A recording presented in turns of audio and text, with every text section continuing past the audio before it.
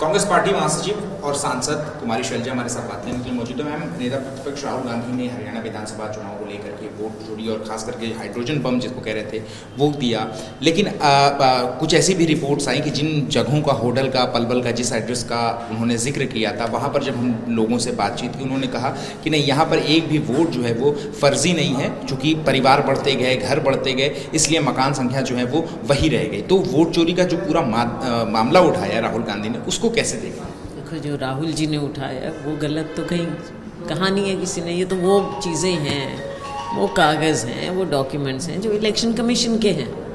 ये हमने नहीं बनाए, ये उन्होंने बनाए हैं और उसी इलेक्शन कमीशन द्वारा दिए गए कागज़ों पर हमारी बात आधारित है। जो राहुल जी ने बात कही ये सबके सामने रखी है, तो इलेक्शन कमीशन जवाब दे ना इनका, बजाय इसके कि जगह जगह कभी किसी को भेज देते हैं, कभी किसी को मीडिया का इस्तेमाल करते हैं। इन चीज़ों में कुछ नहीं रखा। असली बात है इलेक्शन कमीशन जवाब दे कि फ्री एंड फेयर इलेक्शन हुए कि नहीं हुए।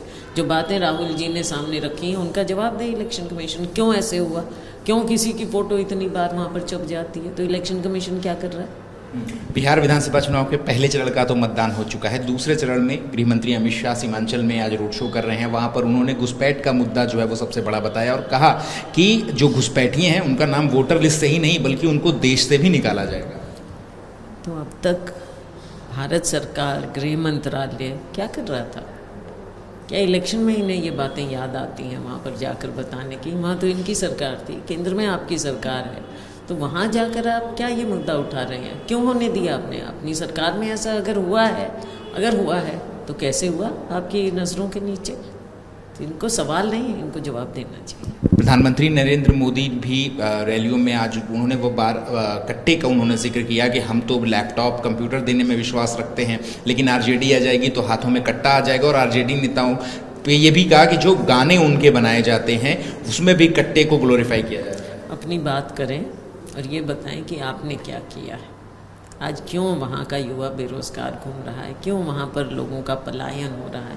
अपना जवाब दें। दूसरों पर उंगली उठाना उनके लिए बहुत आसान है, लेकिन सरकार तो इनकी रही है, तो जवाब तो ये दें कि वहाँ पर क्यों इतनी स्थिति खराब है लोगों की, आम लोगों की। एक आखिरी सवाल है। गृह मंत्री अमित शाह ने एबीपी न्यूज़ से इंटरव्यू में कहा कि 160 से ज़्यादा सीटें जो हैं वो बिहार विधानसभा चुनाव में एनडीए की आने वाली है। कांग्रेस का कोई आंकड़ा और इस पर रिएक्शन? देखो, आंकड़े की बात ये है कि भाजपा की आदत है हमेशा इस तरह की बात करना। इनको लगता है कि हम अगर ऐसे बढ़ा चढ़ा कर कहेंगे तो लोगों में किसी तरह से एक फॉल्स, नकली विश्वास पैदा कर पाएंगे, क्योंकि असलियत तो इसके विपरीत है।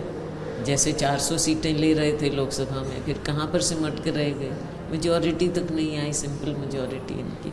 तो ये आदत है भाजपा की। ठीक है, शुक्रिया बात करने के लिए। कैमरा पर्सन अजीत चाको के साथ अमित लाल, एबीपी न्यूज़, दिल्ली।